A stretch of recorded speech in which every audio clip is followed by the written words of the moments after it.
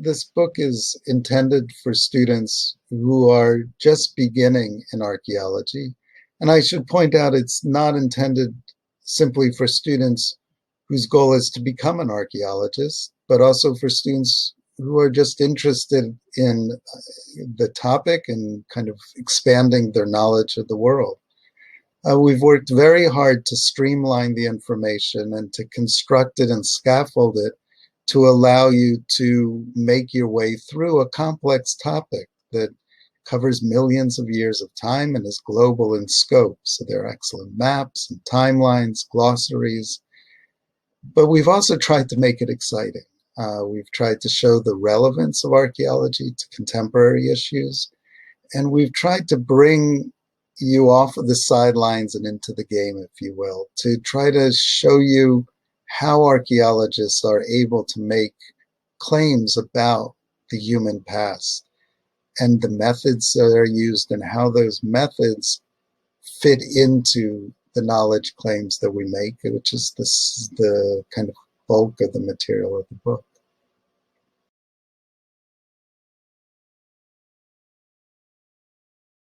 What's changed is that the world has changed. And this has been a gradual transition over the course of the editions, that archaeology is leaving the ivory tower, that we're really being forced, but also eagerly moving towards an engagement with the contemporary world.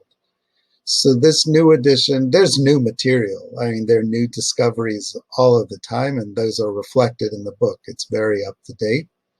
But there's also a renewed emphasis on why is archaeology relevant to the world that we live in? What are some of the social implications of the work that we do and of archaeological knowledge, and really giving students a chance to engage with these discussions about what do we do with these methods? What do we do with our knowledge of the past? How do these shape our ideas about our contemporary world?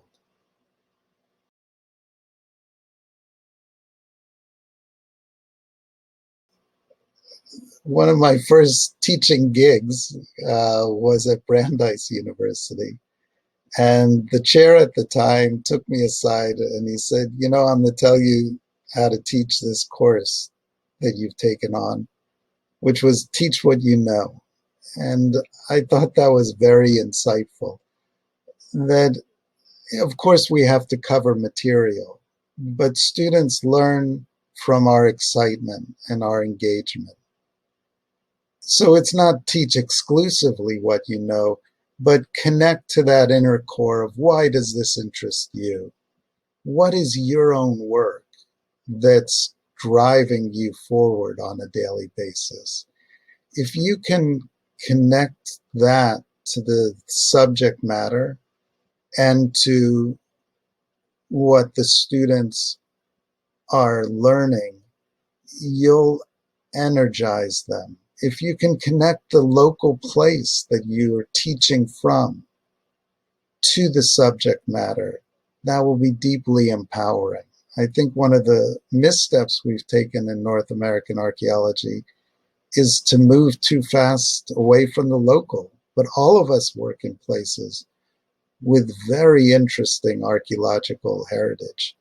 So connecting to what excites you, what gives you energy, students can feel that, can draw from that, and be inspired by it. And then using the local resources, things that are in your neighborhood. If you're in Ohio, the earthworks at Newark raise so many interesting archaeological and social issues. If you're in California, the complex hunter-gatherers along the coast are infinitely interesting. And we added material actually about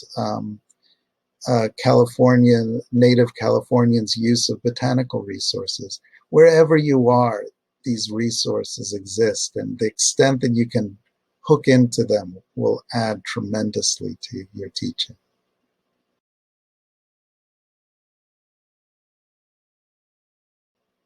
As a student, it's very tempting to want to have the textbook and the instructor do the work for you, in a sense. To sit waiting to be, we criticize this a lot. There's a model that a student is an empty vessel to be filled with knowledge. That's not true. Education only works when you, the student, are active, when you're hungry, when you want to know, and when you're critical. Don't believe everything you're told. Why should you? That's the whole point of education, is giving you a chance to question. And I have to say, I've worked with hundreds of undergraduates, and I know that you're capable of discovering new things yourself, making connections that are important to you at a personal level. But I've also seen undergraduates make significant research contributions, usually not in their first year of study, but the germs of ideas develop in your first year of study. So engage, care about it. Don't sit on the sidelines. Don't wait for education to happen to you. Grab hold of it and be critical. It's nice to be respectful towards your teachers, but I think questioning is a high level of respect. It's saying, I'm inspired by what you're saying, but I want to know more, or I may not agree. That's not disrespectful. That's the core of what makes learning happen.